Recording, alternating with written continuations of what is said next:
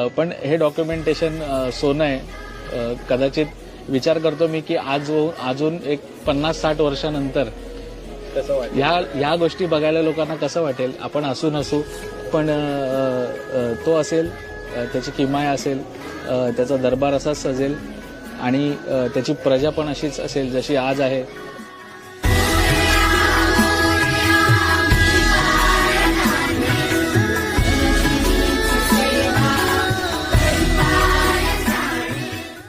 बाई कोकण बाई तू पण मी पण आणि आपण सगळे कोण आहे? कोकण बाई कोकण.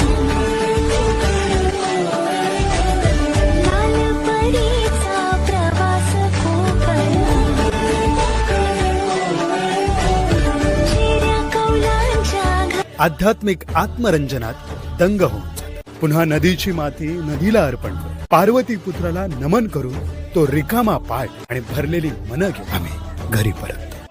ओढ म्हणजे काय ते जीव लावल्याशिवाय आणि शिमगा म्हणजे काय ते कोकणात आल्याशिवाय कळत नाही.